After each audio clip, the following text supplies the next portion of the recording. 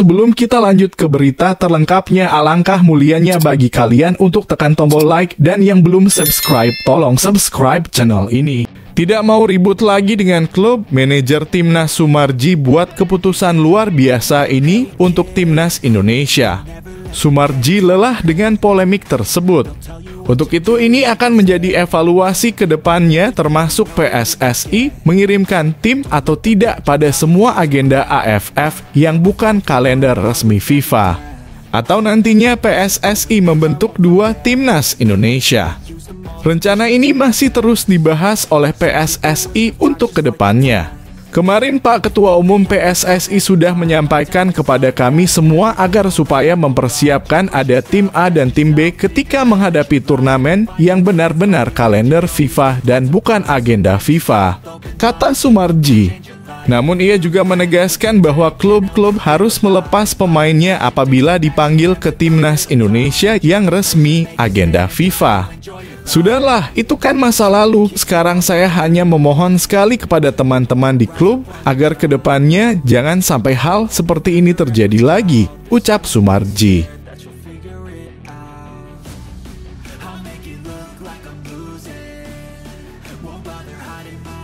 Pengakuan jujur Haikal usai dipukul Nguyen di final AFF U23 2023. Sampai benjol kepala.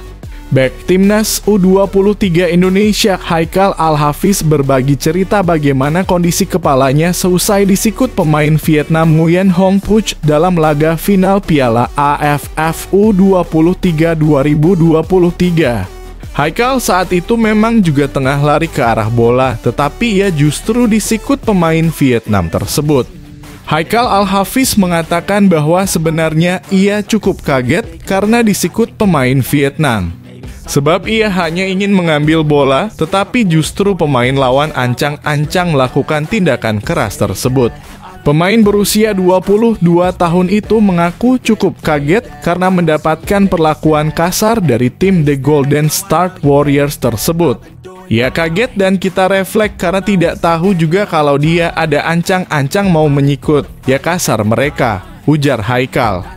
Setelah pertandingan berakhir melawan Vietnam, Haikal mengaku kepalanya terasa ada benjolan.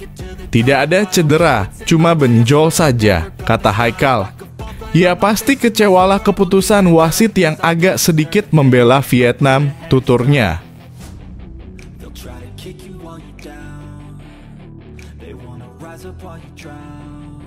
Bikin malu sepak bola dan perwasitan Jepang. FIFA dan JFA cabut lisensi wasit Hiroki Kasahara usai curangi Timnas Indonesia di final Piala AFF U23 2023 jadi tuntutan keras saya ke FIFA dan JFA Federasi Sepak Bola Jepang.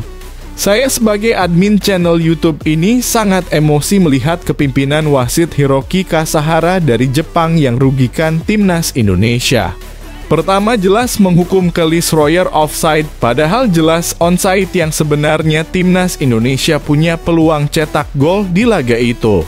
Kedua ya soal kasus Haikal yang disikut pemain Vietnam yang dibiarkan saja oleh wasit. Begitu Haikal membalas, Haikal malah di kartu kuning. Saya ingin Hiroki Kasahara ini diusir saja dari Jepang dan dilarang memimpin pertandingan seumur hidupnya. Di sisi lain mengutip dari laman Transfermarkt, wasit 34 tahun itu merupakan kelahiran Fukuoka, Jepang pada 8 April 1989. Menurut akun Twitter @SoccerReferee, Hiroki Kasahara baru mendapatkan kelas 1 sebagai wasit pada 2014. Kemudian pada 2016, dia menjadi wasit di Liga Jepang. Baru pada 2020, ia dipilih oleh FIFA menjadi wasit internasional.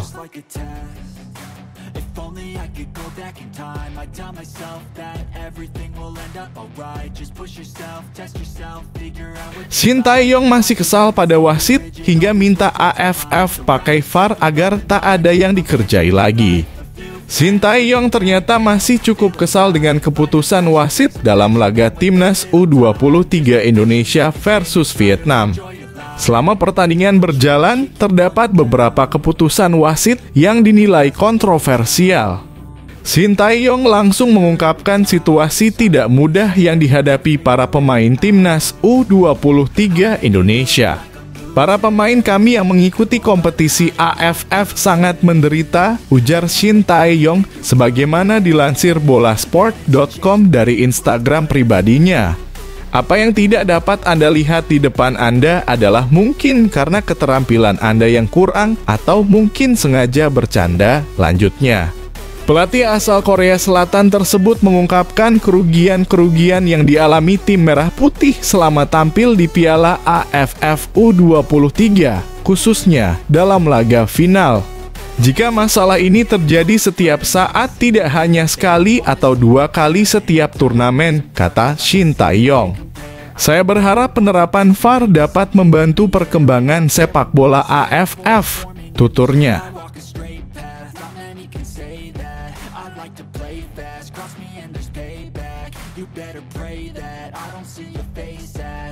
AFF jelas makin terdesak dan panik.